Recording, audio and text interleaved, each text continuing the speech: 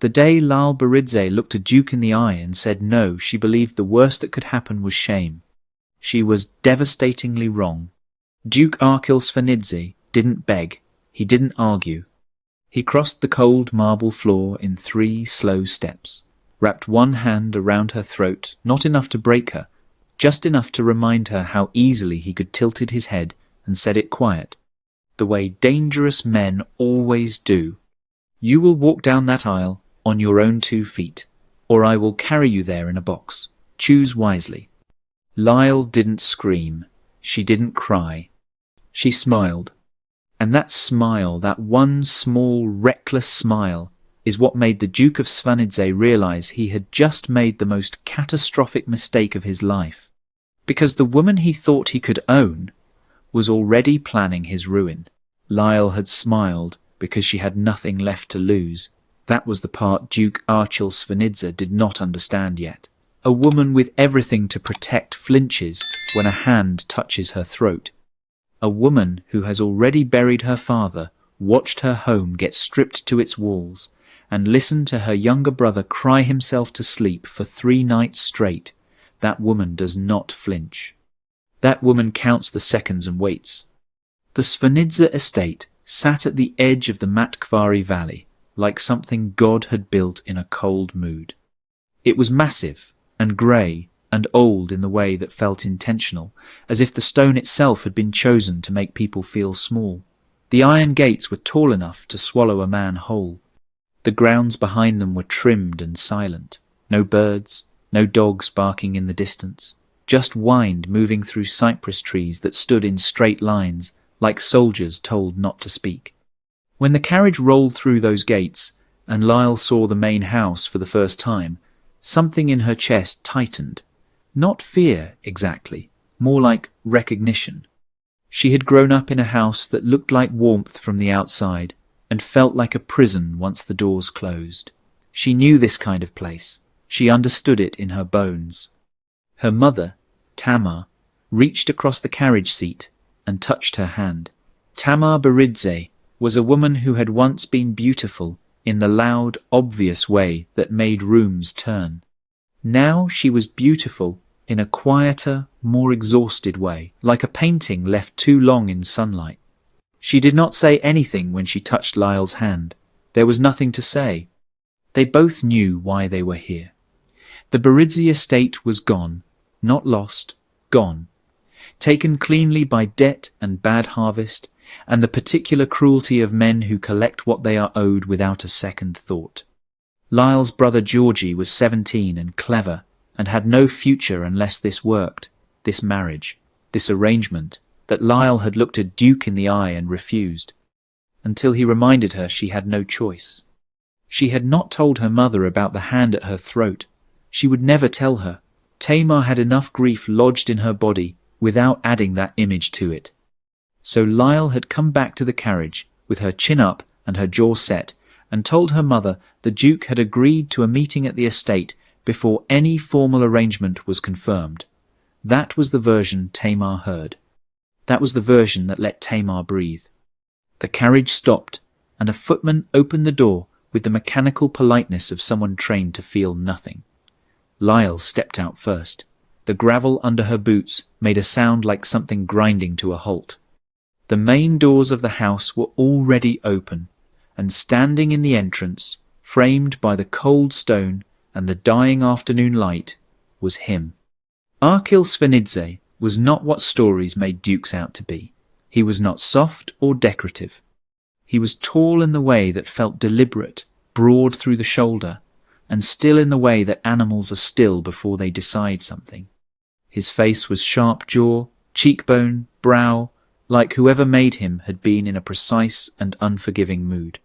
He was watching her walk toward him the way a man watches something he has already decided belongs to him, and the ease of it, the absolute certainty in his eyes, made her want to turn around and walk back through those iron gates. She did not turn around. She kept walking. Miss Beridze. His voice was the same as she remembered, low, unhurried, the voice of a man who had never once had to raise it to be obeyed. Your Grace. She stopped 2 steps below him on the entrance stairs, which put them almost at eye level. She had done that on purpose, he noticed. The corner of his mouth moved not quite a smile, something more like acknowledgement. He turned and walked inside without another word, which she understood was an instruction. She followed. Her mother followed behind her. The footman closed the doors. The inside of the house was warmer than the outside suggested, but not warm in any way that felt welcoming. It was the warmth of a place that had been heated for function, not comfort. The ceilings were high, and the floors were dark stone, and every surface held something old and expensive, and impersonal portraits, vases, candlesticks, that had never once been knocked over by a child running through. No chaos, no softness, not a single thing out of place. Lyle understood then that this house had not been lived in so much as maintained. There was a difference. She had grown up in a house that was lived in, where the edges were worn and the curtains were faded, and you could feel the years in the walls. This house had no years in it. It had only authority. A woman appeared at the far end of the corridor. She was perhaps 60, dressed in dark grey, with the posture of someone who had never once allowed herself to slouch. She looked at Lyle the way Lyle had been looked at many times in her life, the particular look of a woman deciding whether another woman is a threat or a fool. Lyle met her eyes and held them until the woman looked away first. "My housekeeper, Nana Gogoladze," Archil said without turning around. "She will show your mother to the east sitting room. You will come with me." Lyle turned to her mother and gave her a look that said, "Stay calm and everything is fine," even though neither of those things was entirely true. Tamar nodded and followed the housekeeper without a word. Lyle turned back to the Duke. He was already walking. She followed him down a corridor and through a door into a room that was clearly a study. Books on every wall, a fire in the grate, a desk large enough to conduct wars from. He did not sit behind it. He stood in front of it and faced her, arms loose at his sides, and looked at her for a long moment, as if he was waiting for her to speak first. She didn't. "You smiled," he said finally. "I did. In my experience, women who smile when they should be afraid are either very brave or very stupid. And which do you think I am?" He tilted his head slightly, that same gesture from before, when his hand had been at her throat. It should have frightened her now, the way it frightened her then. It didn't. Or rather, it frightened her differently, not like danger, but like something she hadn't named yet. "I haven't decided," he said. Lyle clasped her hands in front of her and kept her voice even. "Then, perhaps, Your Grace, while you're deciding you should know something about me." She took one step forward. Just one. Enough to make the space between them smaller than he had set it. "I don't scare cleanly. I scare slowly, and I remember everything." The fire behind him cracked and shifted. His expression did not change. But his eyes did. Something moved through them, something she couldn't quite name, and she filed it away the same way she filed everything, carefully, for later. Because later was what she was building toward. And the Duke had no idea. He let her stand there in that silence for 3 full seconds before he moved. He walked to the side table near the window, poured 2 glasses of something dark, and held one out toward her. She crossed the room and took it because refusing it would have felt like flinching, and she had decided somewhere between the iron gates and this fireplace that she was not going to flinch in front of this man again. She didn't drink. She just held the glass. "The arrangement," he said, moving to the window and looking out at the grey grounds, "is straightforward. You know the terms. Your family's debts cleared. The Beridze name restored to standing. Your brother's education funded through whatever institution he chooses." He paused. "In exchange, you become the Duchess of Svanidze within 60 days. "And what do you get?" Lyle asked. He turned from the window. "A wife. Men like you don't need wives. You need alliances, political currency, an heir, perhaps." She watched his face. "Which is it?" Something shifted in the room. Not his expression that stayed exactly where he kept it, but the air, the weight of it. He looked at her, the way people look at something that has surprised them without permission. All three, he said. At least he was honest. She had expected deflection, the polished kind that men in drawing rooms used when they didn't want to say the plain thing. She had not expected plain. She adjusted her reading of him slightly, the way you adjust your footing on uneven ground, and filed that away too. I want to see the estate, she said. All of it. Not the rooms you show guests, the actual house. He studied her for a moment. Then he set his glass down and walked to the door. Tomorrow morning, 6 o'clock. She nodded once and walked out. Her mother was waiting in the east sitting room with tea she hadn't touched and hands folded too tightly in her lap. The housekeeper, Nana Gogoladze, was standing near the door with the posture of someone who is pretending not to listen while listening to everything. When Lyle walked in, her mother stood up too fast. Well, Tamar said. We're staying the night, Lyle said. He's agreed to show me the estate tomorrow. She looked at Nana. Could you arrange rooms for us, please? It wasn't a question. Nana's eyes moved over Lyle once, carefully, and then she gave a small nod and left the room without a word. Lyle sat beside her mother and took the cold tea and drank it because her throat was dry and her hands needed something to do. You spoke to him alone, Tamar said quietly. Yes. Lyle. It's fine, Dada. I know what I'm doing. Her mother looked at her for a long moment, with the particular expression that mothers carry when they know their child is lying, but love them too much to say so directly. Then she nodded and looked away, and Lyle looked at the wall, and neither of them said the thing they were both thinking. The room Nana showed her to that evening was on the second floor, east wing, with a window that looked out over the back gardens. It was a fine room, heavy curtains, a wide bed, furniture that matched in the deliberate way that expensive things match, everything in its place. Lyle stood in the middle of it for a moment, after the door closed, and just breathed. The fire had been lit before they arrived, which meant Nana had prepared for guests before Lyle had even agreed to stay, which meant the Duke had assumed she would. That small detail sat in her chest like a splinter. She did not sleep well, not because of fear. She was past the fear stage. She lay awake because her mind was already moving through the problem, the way it always moved through problems, methodically, corner to corner, looking for the thing nobody wanted her to see. She was here. The estate was real, the Duke was real, and more complicated than she had prepared for. The arrangement was real. What was not yet real was her place inside it. What was not yet clear was whether she was walking into a cage or a game. The difference mattered enormously. At 6 the next morning, she was already dressed when the knock came. She opened the door and found not Archil, but a young woman, perhaps 19, with dark eyes and a mouth that looked like it smiled easily when it wasn't working very hard not to. She was dressed plainly, hair pulled back, and she held a small lamp, even though morning light was already coming through the corridor windows. I'm Sopho, the girl said. His Grace asked me to take you through the house. He'll join before the grounds. Lyle looked at her. Sopho, what? Sopho Kvaratskelia.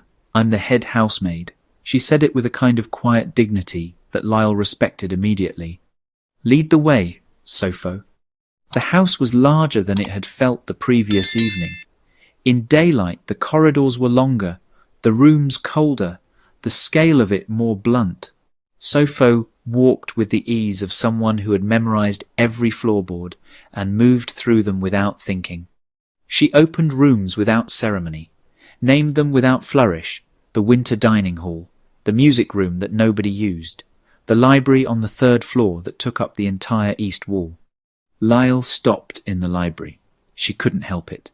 The shelves went floor to ceiling, and there was a ladder on a rail, and the light came through tall, narrow windows in long grey strips. And for just one moment, the house felt like somewhere a person could actually exist inside, rather than simply occupy. Does the Duke use this room? She asked. Every evening, Sopho said. and there was something in the way she said it, not warmth exactly, but the plain truth of someone who saw the Duke as a person and not just a title. He reads late. Nana says he doesn't sleep much. Lyle looked along the shelves. History, law, military texts, land surveying, political theory. Not a single novel, not one book that existed purely for the pleasure of it. She understood something about him then that she hadn't understood the night before. He wasn't cold because he was cruel. He was cold because he had spent his entire life being useful and had never once stopped to ask whether he was happy. That was a different kind of man than she had prepared for. They moved on. The kitchens were in the lower east wing, large and busy, and smelling of bread and wood smoke, the only part of the house, so far, that felt like it had actual human life running through it. Two women looked up when Sopho brought Lyle through. One of them, older, with flour on her forearms, and an expression that suggested she had no patience for inconvenience, stared at Lyle with open assessment. "This is Quito," Sopho said. "She runs the kitchen." "Quito Abashids," the woman said flatly. "And I don't run tours." "I'm not a tourist," Lyle said. "I'm a woman who needs to know how a house actually works before she agrees to live in it." Quito looked at her for a long beat. Then she made a sound that was somewhere between a grunt and a laugh, and turned back to her bread. "Fair enough," she said. That was, Lyle would realize later, the moment she first felt something close to solid ground. Arkil was waiting at the back entrance when Sopho brought her down. He had changed from the formal coat of the previous evening into something simpler, darker, plainer, the kind of clothes a man wore when he was going to actually do something rather than be seen doing it. He looked different in them, less like a duke and more like whatever he had been before he became one. He looked at her and said nothing, just turned and walked out through the door and onto the grounds. She followed. They walked in silence for a while, along the path that curved around the east garden. The morning was cold and flat, and the ground was still hard from the night. Lyle kept pace with him easily, which seemed to register, because he glanced at her once with something in his expression that wasn't quite approval, but was in that neighbourhood. "You went to the kitchen," he said. It wasn't a question. "Quito told you already?" "Nana told me. Nana tells me everything that happens in this house." He paused. "It's useful." "I imagine it is." She looked out over the grounds, the long, flat stretch of it, the tree line in the distance. "You run this estate like a campaign, everything reported, everything ordered, nothing out of place. That bothers you." "It interests me," she said, which was the more honest answer. "A disorganized house is a vulnerable house. I've lived in one. I know what it costs." She kept her eyes forward. "I just want to understand whether you run it this way because you're careful or because you need control over everything you can see." He was quiet for long enough that she thought he wasn't going to answer. Then he said, "Both." She nodded slowly. The ground crunched under their boots. A bird moved through the tree line far ahead, and for a moment the grounds felt almost alive. "I have one condition," Lyle said. He stopped walking. She stopped too, and turned to face him.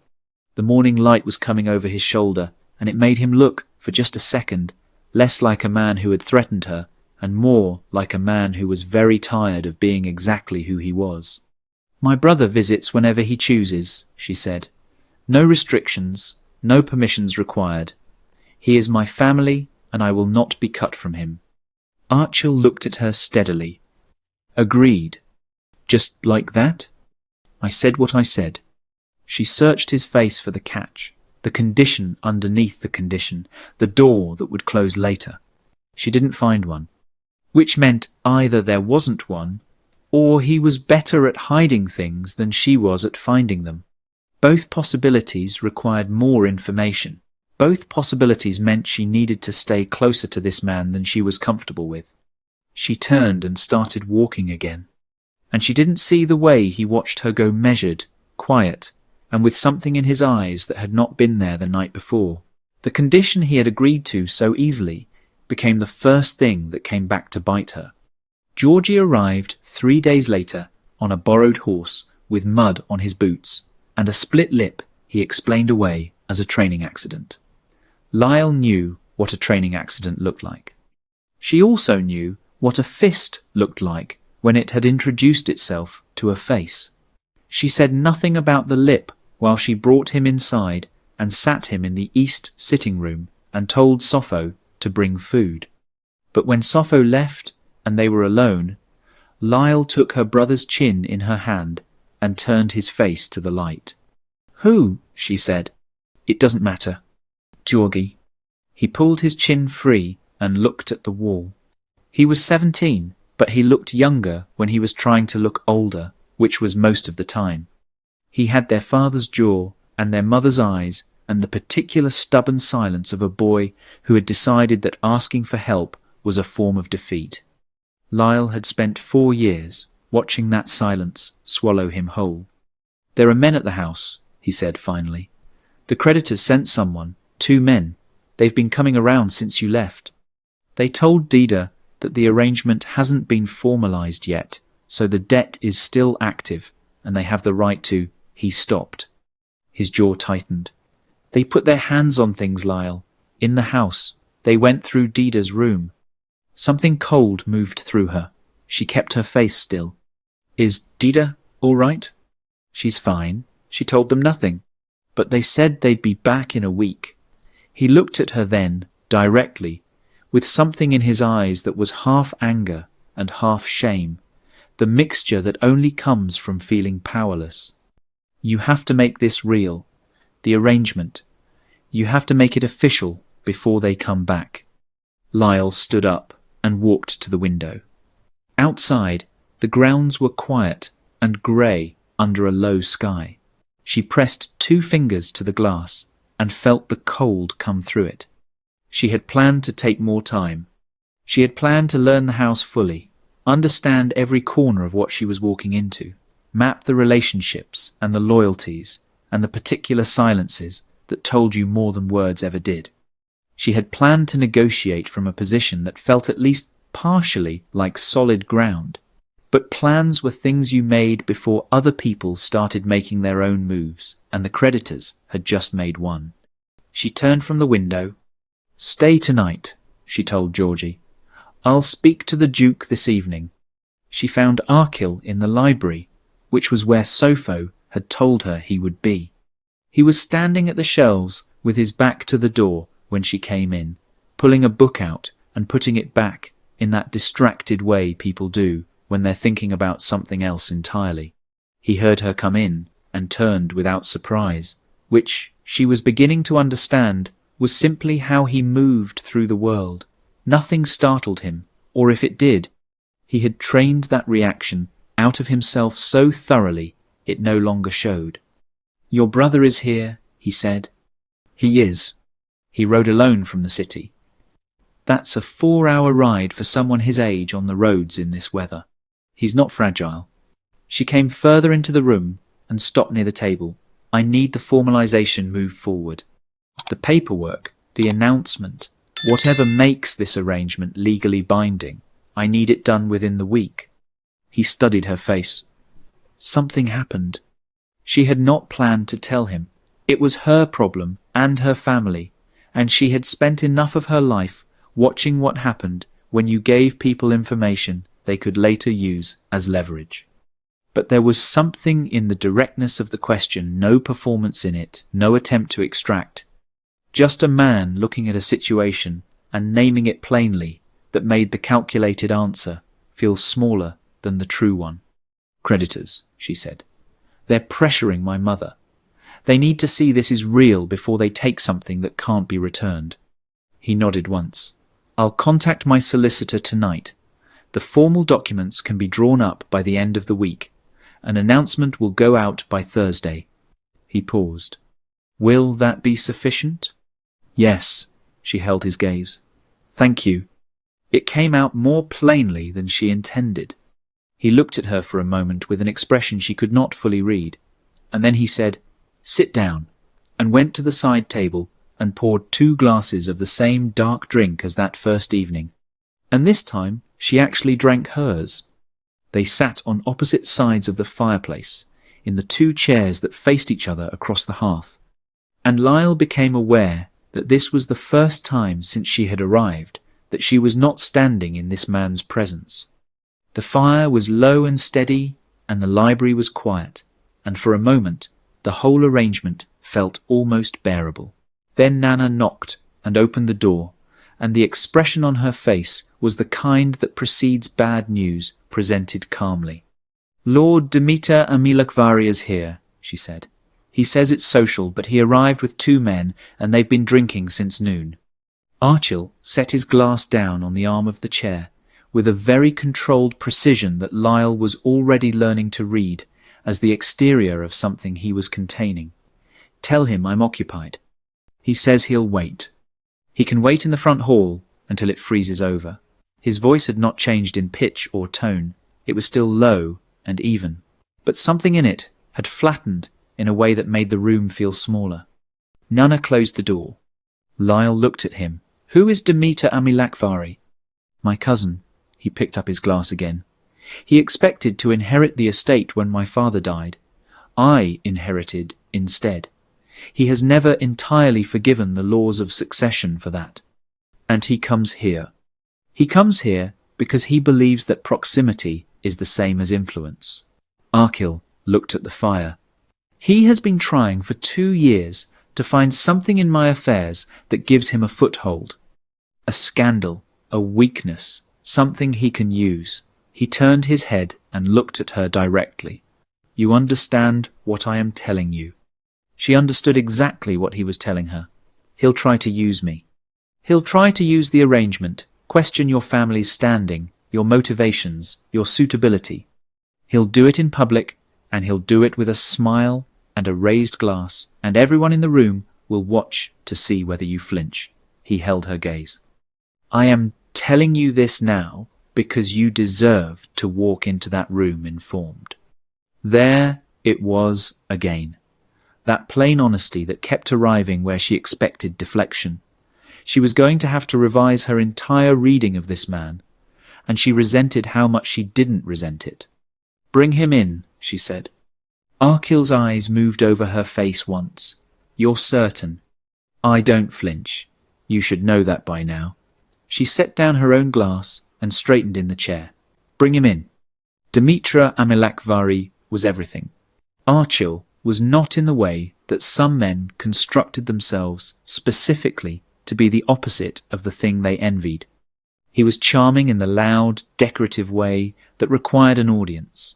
He walked into the library with the comfortable swagger of a man who had decided the room already liked him. He was handsome in an obvious way, dark-eyed and easy-smiled. And he looked at Lile the moment he entered with the particular brand of assessment that men use when they want a woman to feel seen before they make her feel small. "Cousin," he said to Archil, opening his arms, "you didn't tell me you had a guest." "You didn't tell me you were coming," Archil said. Demeter laughed as though that was the most charming observation in the world.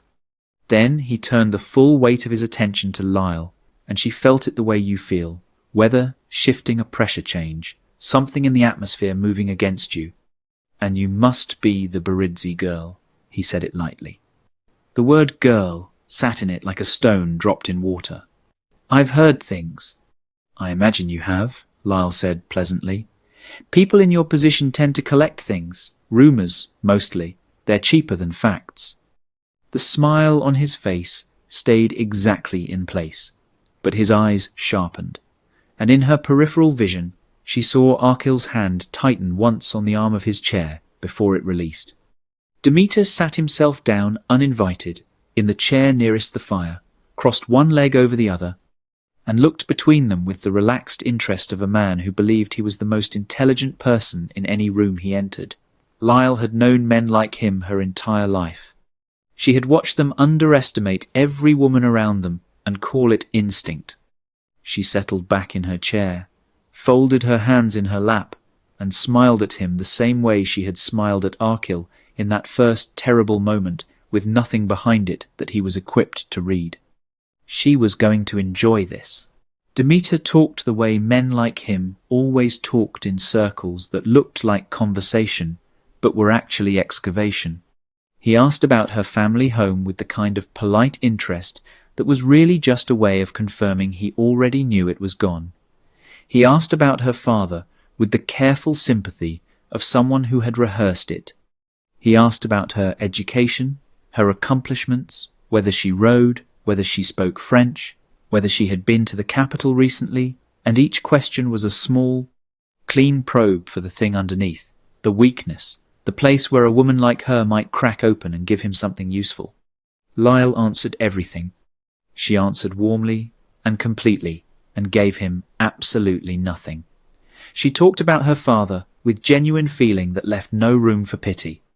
She talked about the house as though it had been a choice to leave rather than a loss. She talked about the capital as though she had simply been busy. And through all of it, she watched Demetra's expression the way you watch a man playing cards, not his face, but his hands, the small, involuntary movements that happened below the performance. He was frustrated. He was hiding it well, but not well enough. Archil said almost nothing through the entire exchange. He sat in his chair with his glass and watched. Occasionally, Demeter would direct something at him, a look, a half-question, a reference to some shared history that was meant to remind Lile she was the outsider in the room. Each time, Archil answered with the minimum required and returned his gaze to the fire. He was not helping her, and he was not undermining her. He was simply letting her run, and she understood after a while that this was its own kind of respect.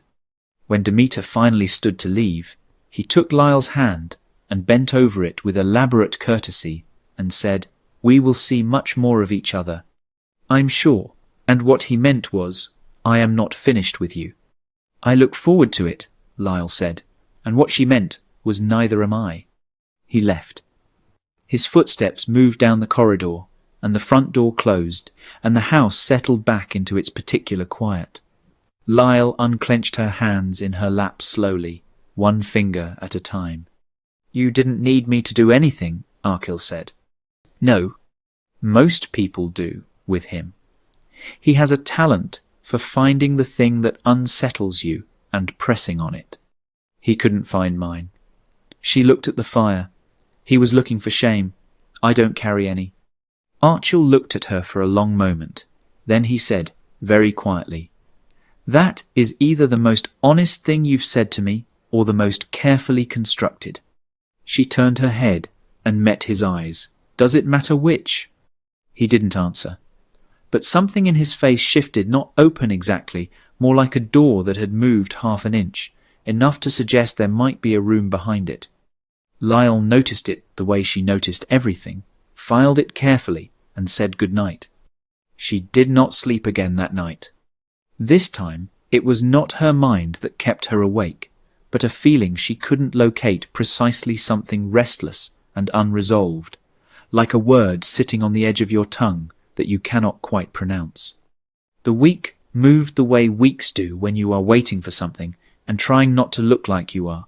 The solicitor came.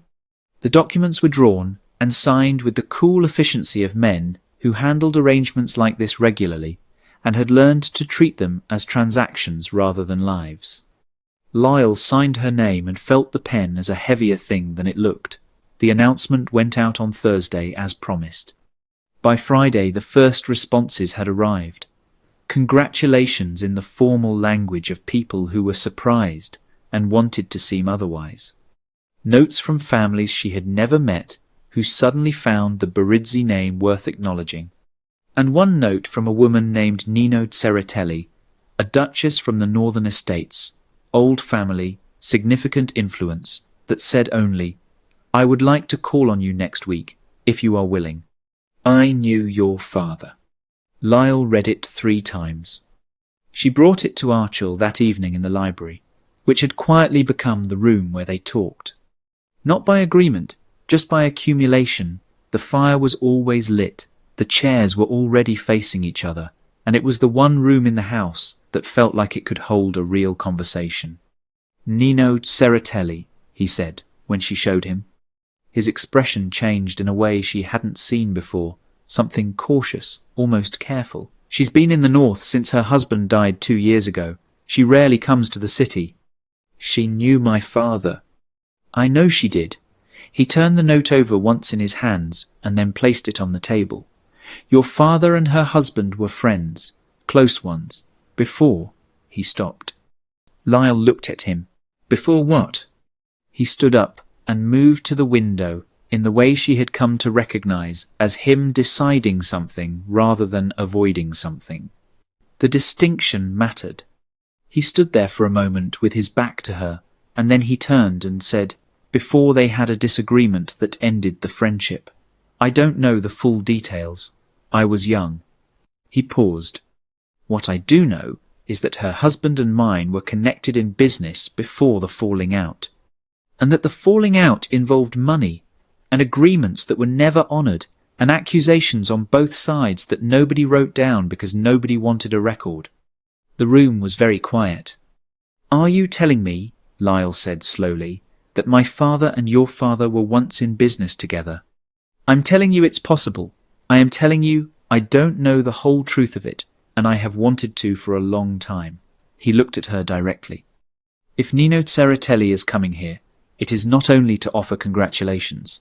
She is coming because something about this arrangement has made her move. I need you to understand that before you meet her. Lyle sat with that for a moment. Her father, who had been so careful with money, who had struggled so long, who had made decisions in the last years of his life that she had never fully understood. Her father, connected somehow to the man who had raised the Duke sitting across from her. The estate that had crumbled, the debt that had followed. Did your father's bad dealings contribute to my family's losses? She asked. She kept her voice level. It cost her something to do it. Arkil met her eyes without looking away. I don't know. That is the honest answer. I have suspected it was possible for some time. I did not know your family was involved until you came here and I saw your name on the arrangement papers. He paused. It is one of the reasons I agreed to the arrangement without negotiating the terms down. The fire cracked behind him. Lyle absorbed what he was saying and what it meant and what it changed. She thought about her mother's hands folded too tightly in her lap. She thought about Georgie's split lip. She thought about the house stripped to its walls and the way her father had looked in the last year of his life, thinner, quieter, like a man carrying something he had decided not to put down. You felt you owed us something, she said. I felt my family may have taken something from yours. That is not the same as a clean debt, but it is not nothing either. She stood up. Not from anger, she was past the clean version of anger, into something more complicated and harder to name. She walked to the window where he had stood and looked out at the dark grounds and the distant tree line and the sky that had finally started to carry stars. You should have told me this when I arrived, she said. You would have walked out. Maybe. You would have, he said, and I needed you to stay long enough to see that the arrangement was real, that I was not collecting a debt or playing a game. She heard him move behind her, not closer, just a shift of weight, a man choosing not to reach for something and being deliberate about it. I am telling you now because you are going to meet Nino Tsereteli next week, and she is going to tell you things, and I would rather you hear the shape of it from me first. Lyle stayed at the window for a long moment. The grounds were still. The cold came through the glass in that steady way it always did. She thought about trust and what it actually looked like when it wasn't performing itself, when it arrived plainly, without decoration, as a man telling you a difficult thing because the alternative was worse. She turned around. He was standing exactly where he had been, watching her with the steady, unreadable attention she was slowly learning to read. I'm not walking out, she said. Something in his face moved. It was small and fast, and he controlled it almost before it finished, but she caught it, something that looked very much like relief. Raw and unguarded for just that one fraction of a second before the composure came back down over it like a curtain. The morning after Nino Tsereteli visits, Lyle said. You and I are going to sit in this room, and you are going to tell me everything you know, not the shape of it, all of it. He held her gaze. Agreed. She picked up her shawl from the back of the chair and moved toward the door, and she was almost through it when he said her name. Not Miss Beridze. Her name. The first time he had used it. She stopped, but didn't turn fully, just enough to show she was listening. What you did with Demeter, he said. The way you handled him. A pause. It was remarkable. Lile said nothing for a moment. Then, without turning to face him, she said, I know. And she walked out. Behind her, in the library, the fire burned low and steady, and the Duke stood in the middle of the room, looking at the door she had closed, and for the first time in a very long time, the house around him felt like something other than a place he managed. It felt, just barely, like somewhere a person could exist. Which was exactly when the second note arrived. Not from Nino Terratelli, not from a well-wisher or a family connection or a creditor standing down. From Demeter. It was addressed not to Archil, but to Lile, and it said only, I know what your father signed, and I know what was promised in exchange. Ask your Duke what his father took before you agree to carry the Svanidze name. Lile read it once, folded it in half, and stood very still in the corridor outside the library door. Then she put it in her pocket and went to bed. Because some moves you did not make at night, in the dark, when your hands were unsteady and your chest was full of things you hadn't sorted yet. Some moves you made in daylight, when you could see everything clearly. And she was going to need to see everything clearly for what was coming next. She waited until morning the way she had said she would. She dressed slowly and deliberately, chose the darkest thing in the wardrobe Nana had stocked for her, and sat at the window until the grounds turned from black to grey to the flat, cold white of early light. Then she took Demeter's note from the pocket of yesterday's dress, read it one more time, and went downstairs. Archil was already in the library.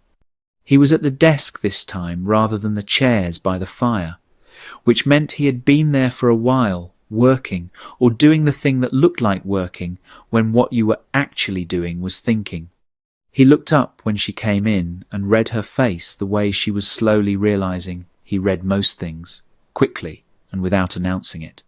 She placed the note on the desk in front of him and stepped back. He read it. His face did not change, but his stillness changed. It went from the stillness of a man at rest to the stillness of a man holding something very tightly inside a very small space.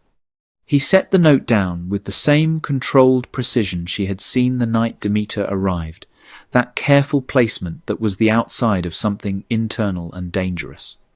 How long have you had this? He said. Since last night. He looked up. You waited. I told you. I don't make moves in the dark. She held his gaze.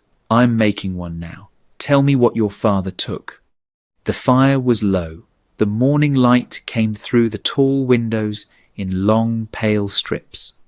Archil stood up from the desk and moved to the window, and Lile let him, because she had learned by now that this was not avoidance. It was how he assembled himself before he said something true. My father was a man who believed that what he could take legally was the same as what he had the right to take, Archil said. He found a clause in a joint land agreement between himself and Lile Beridze, your father, that allowed him to reclaim a shared parcel of the Eastern Valley if certain conditions weren't met within a fixed period. The conditions were ones your father couldn't meet, because he had already committed the funds elsewhere, based on my father's verbal assurance that the clause would never be exercised. He stopped. The muscle in his jaw moved once. My father exercised it anyway. The land was worth enough that losing it destabilized your father's entire holding. The debts followed. The room was very quiet. Lile stood in the middle of it and let the full weight of what he was saying arrange itself inside her, her father, the land. The years of watching him grow quieter and thinner and more careful, the way a man gets careful when he is trying to hold something together that is coming apart in his hands. The decisions she had never understood. The debt that had followed them like weather. It had started here, in this family, in this estate. She had walked through those iron gates and into the house that had swallowed her father's life, and she had not known it, or she had half known it, the way you half know things that are too large to look at directly. "Your father is dead," she said. 3 years. And you knew this when you agreed to the arrangement. I suspected it. I confirmed it after your name appeared on the papers. I had my solicitor pull the old land records. He turned from the window. His face was open in a way she had not seen before, not unguarded exactly, but honest in a way that had given up on managing itself. I could not undo what he did. I could not return the land, because it had already been sold and resold, and is now in 3 different hands. What I could do was make the arrangement real. Make the terms generous enough to actually restore what was taken, not just settle the surface of it. You were paying a debt you didn't create. I was paying a debt my name carries. Lile looked at him for a long time. She thought about what it meant to carry a name, the weight of it, the history sewn into it, the things done before you arrived that you spent your whole life either defending or trying to correct. She knew something about that. Her own name had come to her already damaged, already leaking, and she had spent years holding it together with both hands. "Demeter knows all of this," she said. "Demeter has always known more than he should, because my father talked when he drank, and Demeter was always nearby, with a glass ready. The edge in his voice was clean and controlled, but it was there. He has been sitting on this information, waiting for the moment it would cause the most damage. And he thinks that moment is now, with me." She walked to the desk and picked up the note. "He thinks if he tells me what your father did, I'll break the arrangement. Walk out. Take the story public. Humiliate the Svanidze name right at the moment of an announcement." She set it back down. "He wants the estate. He's been waiting for a crack wide enough to fit a claim inside." "Yes." Then he miscalculated. She said it plainly, without heat. "Because I'm not a crack. I'm not something he can use to get inside this house." She looked at Arkil directly. "But I need to know one thing, and I need you to answer it without thinking about how it sounds." He waited. "Did you agree to this arrangement because you wanted a wife, or because you wanted to settle an old debt quietly, and I was a convenient instrument for doing it?" The silence after the question was the longest one yet. Outside, somewhere on the grounds, a gate moved in the wind and made one low sound, and then stopped. The fire settled. The light through the windows shifted slightly as a cloud moved over the sun. "Both," Archil said. "At the start." She had expected that answer, and it still landed with weight. "And now?" she said. He looked at her for a moment, with something in his face that she recognized as the expression of a man who has decided to stop managing himself and simply say the thing. "Now you are the most difficult and most interesting person who has ever walked into this house, and I find myself thinking about what you are going to say before you say it, and being wrong half the time, which does not happen to me." He paused. "That was not part of the calculation." Lile absorbed that. She absorbed it carefully, the way you handle something that could either be real or could be exactly what a clever man would say to keep a useful woman in place. She turned it over and looked at its edges and checked the seams of it for performance. She found very little, which was its own kind of problem, because it meant she was going to have to make a decision based on an incomplete picture in a limited amount of time, which was the condition she hated most in the world and had been living inside for years. She picked up the note again. "I'm going to respond to Demeter." Archil went very still. Lile, not the way he expects. She folded the note with precision. "He sent this to me, and not to you, because he thinks I'm the softer target. He thinks I came here out of desperation, and that means I can be frightened or shamed into acting against my own interests." She looked up. "I'm going to invite him here, formally, for dinner.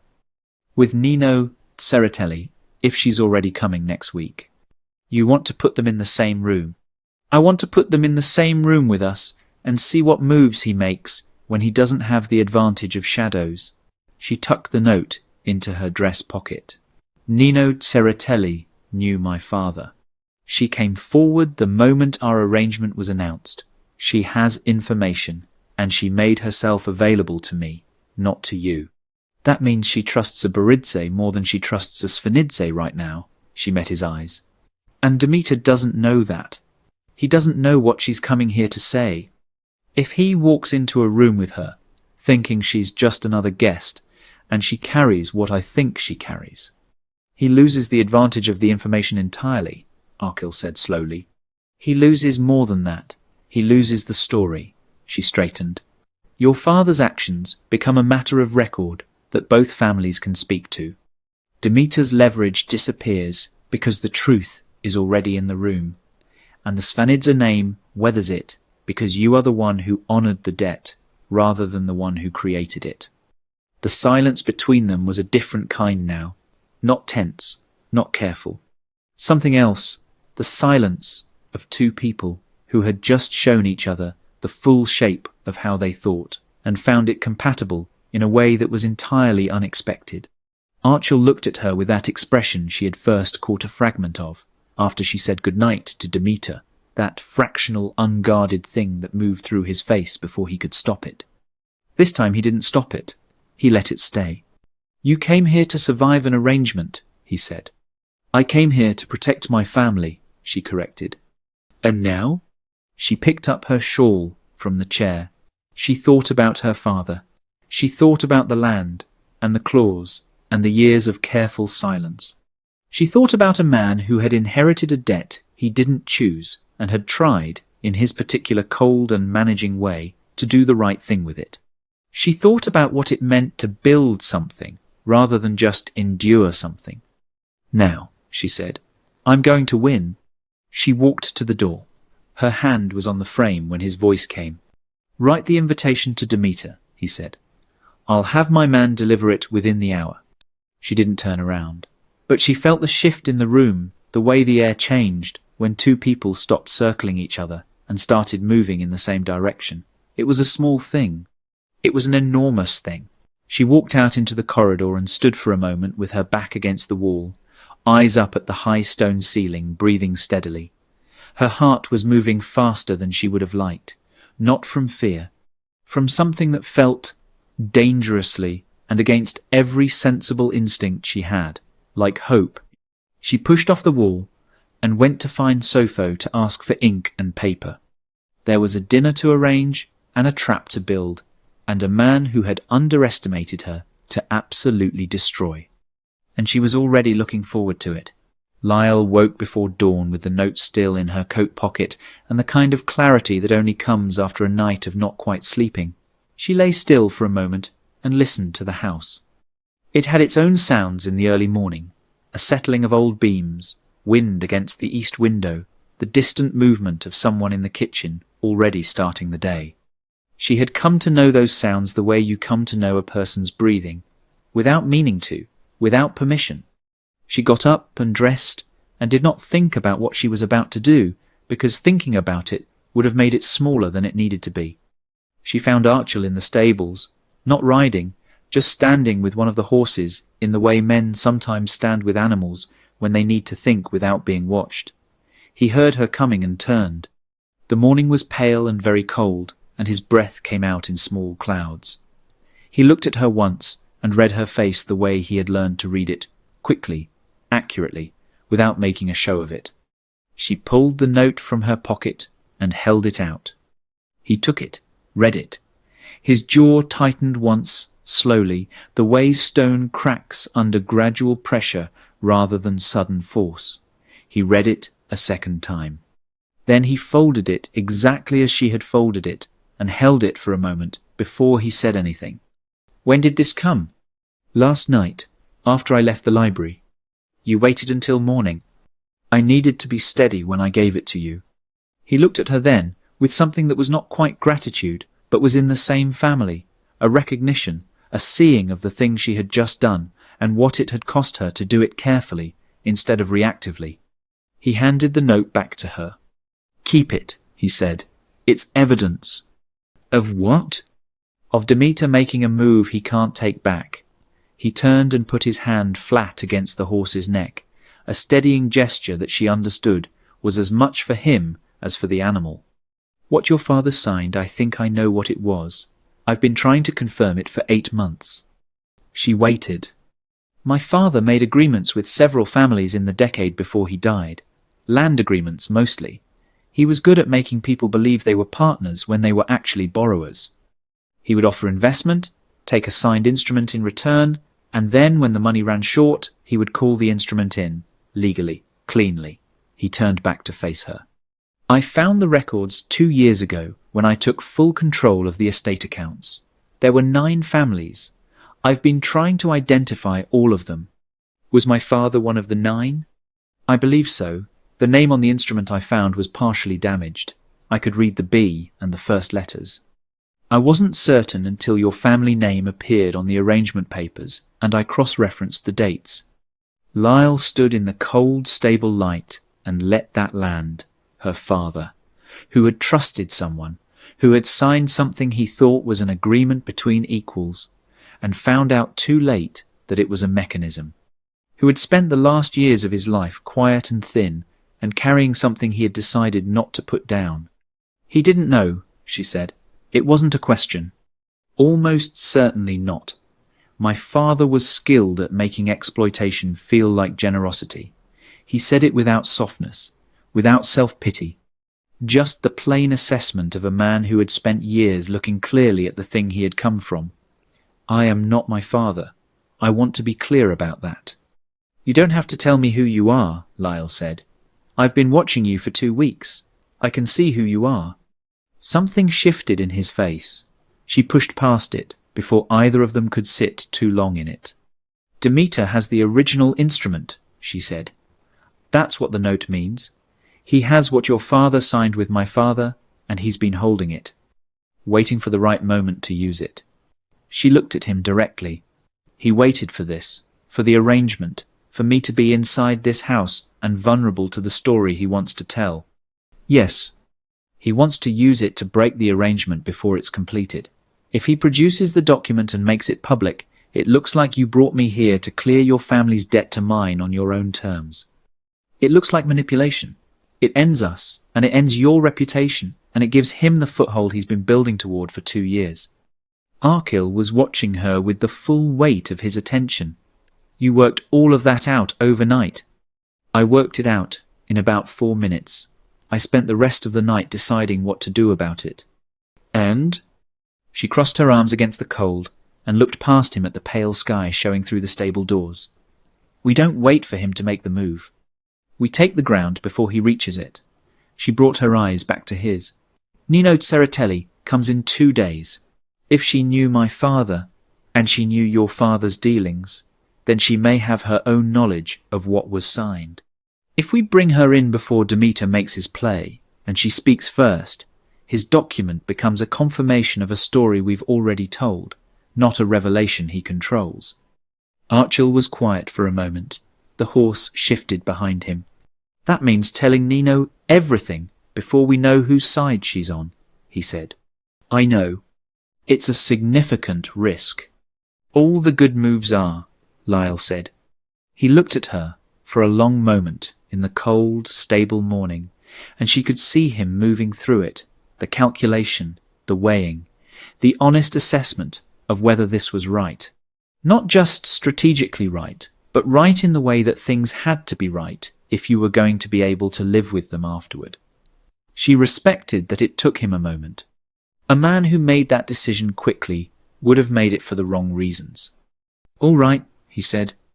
They walked back to the house together through the frost-hardened grounds, and for the first time since Lile had come through those iron gates, the silence between them felt like something chosen rather than something endured. Sopho met them at the back entrance with the particular expression that meant she had information and had been waiting for an appropriate moment to deliver it. Lile had come to read Sopho's face with the ease you develop for people who are honest but careful. Demeter sent his man to the village this morning, Sopho said. He was asking questions about your father, Miss Lile, at the inn. Lile nodded. Thank you, Sopho. There's more. Sopho glanced once at Archil and then back to Lile, with the look of someone who had decided where their loyalty sat. He was also asking about the arrangement papers, whether they'd been fully registered, whether there was a waiting period before they became binding. There it was. He was checking the window, looking for the exact point at which his move would do maximum damage before the papers were fully fixed in law, after enough time had passed for the story to spread. He was precise. She would give him that. She went upstairs and stood in her room for a moment, with her hands flat on the cold windowsill. She thought about her father. She thought about a man who had believed he was building something and had instead been slowly hollowed out by someone else's greed. She thought about the particular cruelty of that, not the violent kind, but the slow kind, the kind that smiles at you across a table and calls it business. Then she thought about the man downstairs who was the son of that cruelty and had spent 2 years trying to quietly repair what his father had broken, who had agreed to an arrangement not purely for alliances and heirs, but because he believed his family owed hers, who had told her the hard truth in a stable at dawn because she had given him a note instead of a confrontation. She straightened up and went back downstairs. She found him at his desk, with the estate records spread open, already pulling files. He looked up when she came in. I need to write to Nino Tseretelli tonight, she said. I need to ask her to come tomorrow instead of the day after. Can you have a rider ready within the hour? Yes.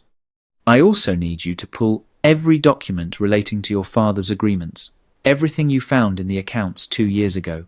I want to see all of it. It will take the afternoon. Then we start now.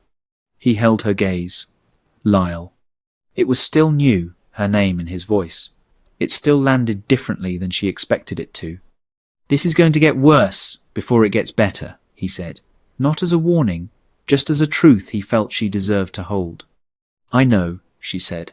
I've never needed things to be easy. I've only ever needed them to be worth it. She pulled a chair to the other side of his desk and sat down, and he turned the first file toward her, and they began. They worked through the afternoon and into the evening without stopping for anything except the tea that Sopho brought in twice without being asked.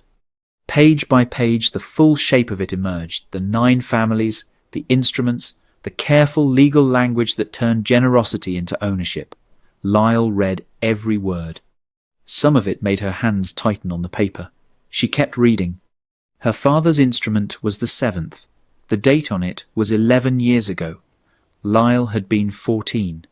She remembered that year, her father coming home from the city quieter than usual, her mother asking him what happened, and him saying it was fine, just business, nothing to worry about. She remembered believing him. She set the page down on the desk carefully. Archil was watching her. He trusted your father, she said. Her voice was even. It took everything she had to keep it even. Yes. And your father used that? Yes. She breathed in once, slowly. Then we are going to make sure Demeter does not get to use it a second time. He reached across the desk and placed his hand over hers. Not a romantic gesture, something steadier than that, more fundamental. The way you put your hand on something to stop it from being carried off by the current. She looked down at his hand and then up at his face, and he was looking at her with an expression that had no performance in it at all, nothing managed or contained. Just a man showing her plainly that he understood what she was carrying and was not going to pretend otherwise. She turned her hand over under his and held it for a moment. Then she let go, picked up the next file, and kept working. Because tomorrow Nino Tseretelli was coming, and the day after that Demeter would make his move, and she needed to be ready for both of them before the sun came up again. She was going to be ready. Nino Tseretelli arrived at 9:30 in the morning in a carriage that was old but well kept, the kind of vehicle that belonged to a woman who had money and no interest in announcing it. She was smaller than Lile had expected, compact and precise, with white hair pulled back severely and eyes that were the particular dark brown of someone who had seen a great deal and decided to keep most of it. She walked into the house without waiting to be shown and looked around the entrance hall with the familiarity of someone who had been here before, in another life, when everything was different. She looked at Lile and said, "You have his eyes, your father's. I would have known you anywhere." Lile felt something move through her chest. She kept her face steady. "Thank you for coming on short notice. I came because you asked, and because I have been waiting for a reason to." Nino's gaze moved to Arkil, who was standing just behind Lile's shoulder. Something passed between them, not warmth, not hostility, something more complicated than either. Recognition, maybe. The acknowledgement of a shared history that neither of them had chosen. "You look like him," Nino said to Arkil. "Your father, around the jaw." "So, I've been told," Arkil said. "It's not a compliment." She said it plainly, without cruelty, just fact. Then she turned back to Lile. "Shall we sit? I have things to tell you, and I would rather say them once." They went to the library. Sopho brought tea and closed the door behind her without being asked. Nino sat and folded her hands in her lap and looked at the fire for a moment, as though she was deciding where to begin. Then she began. She had known Lile's father for 20 years. Their families had been connected through land that bordered in the east, and Lile Beridze, Lile's father, had been one of the few men Nino's husband had called a genuine friend. When the elder Svanidze had approached them both with his investment proposal, Nino's husband had refused. He had seen the instrument clearly for what it was, and he had told Lile Beridze to refuse also. Georgie had listened. He had nodded and said, "Yes, you're right, I won't sign it." And then, 6 weeks later, he had signed it anyway. Nino said this without judgment. Just the plain sequence of what had happened. Lile sat with it and did not let her face do anything she didn't intend. "He was desperate," Lile said. "Not a defense, just the truth filling in the space." "He was," Nino said gently. "And desperate men make decisions that careful men don't. That is not a flaw. It is a human condition." She paused. "What matters now is that I was there. I know what was in that instrument. I know what was promised and what was taken. And I have my husband's written account of the original proposal, which predates your father's signature and establishes the full pattern of how the elder Svanidze operated." She reached into the bag beside her chair and placed a worn leather folder on the table between them. "I have been holding this for 2 years, waiting for the right moment." Lile looked at the folder.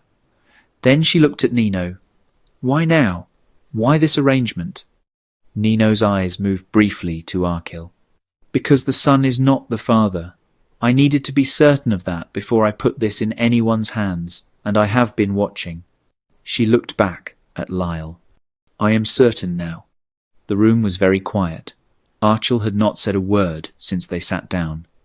Lile could feel him behind her, still and controlled, absorbing everything with the same thorough attention he brought to everything.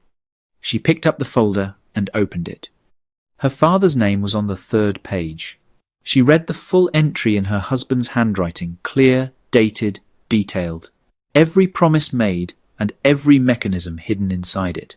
She read it twice, and then she closed the folder and placed it back on the table and looked at the fire for a moment until she was certain her hands were steady. "Dimitra has the original instrument," she said. "He's planning to use it today or tomorrow to break the arrangement before it's fully binding. He wants to make it look like Arkil brought me here to settle the debt on his own terms." Nino nodded, as though she had expected this. "Then we move today." Arkil spoke for the first time. "There's a gathering at Lord Irakli Machavariani's estate this evening. Dimitra will be there. Half the county will be there." He paused. "If we attend, and Nino speaks first, publicly, with the full account of what his father did Dimitra's document, becomes confirmation of a crime rather than a weapon. And the Svanidze name takes the damage with it, Lyle said. Yes, he said it, without hesitation. It should. My father's actions should be named, clearly and in public. I will not protect his reputation at the cost of the families he took from. He looked at her directly. Including yours. She held his gaze for a long moment. Something in her chest that had been tight for 2 weeks, slowly, carefully released. Then we go tonight, she said. They arrived at Machavariani's estate in a single carriage, Lyle, Arkil, and Nino, which was itself a statement that the assembled guests read before anyone had said a word. Lyle wore dark green, her mother's earrings, and the particular expression of a woman who had decided the room already belonged to her. Archil walked beside her without touching her and without needing to. His presence was its own language. Demeter was already there, standing near the far end of the reception hall with a glass in one hand and the easy posture of a man who believed the evening was going to go his way. He saw them come in, and she watched his confidence flicker, just once, just briefly, when he registered Nino Tseretelli walking behind them. He recovered fast. She had expected that. She let him have the recovery. She was not in a hurry. The evening moved the way these evenings always moved, people circling, conversations beginning and ending, the careful social choreography of people who mattered and people who wanted to. Lyle worked the room with Nino at her side, and Nino moved through it like a woman who had been doing this for 40 years and had run out of patience for pretense. She spoke clearly and specifically to 3 of the most influential people in the room. Lord Machavariani himself, a woman named Eline Janjgava, who controlled more land than anyone present, and a man named Besso Dadiani, whose family had been one of the elder Svanidzes 9. By the time Demeter had manoeuvred himself into position to make his play, the shape of the story was already in the room. He chose his moment carefully. A natural pause in the gathering, the kind that happens when one conversation ends and the next hasn't started. He raised his glass and said, with the smooth confidence of a rehearsed performance, that he felt it was important, as a member of the Svanidze family, to raise something that had come to his attention regarding the recent arrangement. The room turned toward him. These rooms always did. People loved the smell of a revelation. I have documentation, he said, that suggests the arrangement between my cousin and Miss Beridze was motivated not by genuine interest, but by a debt one the Svanidze family owes the Beridze family, which my cousin has chosen to settle in this particular way rather than address directly. He paused for effect. I believe the people in this room deserve to know the true nature of what they are being asked to celebrate. Silence, the attentive, electric kind. Nino Tseretelli set her teacup down with a small, precise sound that somehow cut through the silence like a blade. Every head turned. You are describing, she said, in the clear, unhurried voice of a woman who had never once needed to perform authority because she simply had it, the actions of the late David Svanidze. Who was your uncle, if I recall, and who spent a decade defrauding families across this county through fraudulent investment instruments? She looked at Demeter with the polite interest of someone observing a predictable event. I was a witness. My husband documented it. The current Duke of Svanidze has spent 2 years quietly identifying every family affected. She turned to the room. He did not bring this to public attention sooner because he was building a complete account. The Beridze family is among those owed restitution. The arrangement you have all been invited to celebrate is, in part, the beginning of that restitution being made honourably. She picked up her teacup again. I thought that context might be useful. The room was absolutely still. Demeter's face had gone through several things in the space of 20 seconds. Lyle watched all of them. When his eyes found hers across the room, she held them without blinking and without smiling, because this was not a moment for the smile. This was a moment for him to understand clearly that she had seen every move he had planned to make and had been 3 steps ahead of all of them. He looked away first. Archil was standing at Lile's shoulder, and she felt him exhale a single slow breath, controlled and quiet, the release of something that had been held for a very long time. She did not look at him. She kept her eyes on the room, on the subtle reordering that was happening in real time as people adjusted their reading of everything. Later, when the evening was ending and the carriages were being called, Beso Dadiani took Lile's hand and said very quietly that his family had wondered for years what had happened to the money they lost, that they had believed for a long time that it was their own fault for being foolish enough to trust. "It was not your fault," Lile said. "It was never your fault." He nodded and walked away, and she stood for a moment in the cold entrance of the estate and felt the weight of that, all those years of people carrying something that did not belong to them, all those families reshaping themselves around a loss that someone else had engineered. Her own father, quiet and thin in his last years, carrying it alone. Archil appeared at her side. They stood without speaking for a moment in the cold night air, the sound of the gathering fading behind them, the carriage waiting ahead. "It's not over," she said. "Demeter won't accept this cleanly." "No, but he has no ground left to stand on.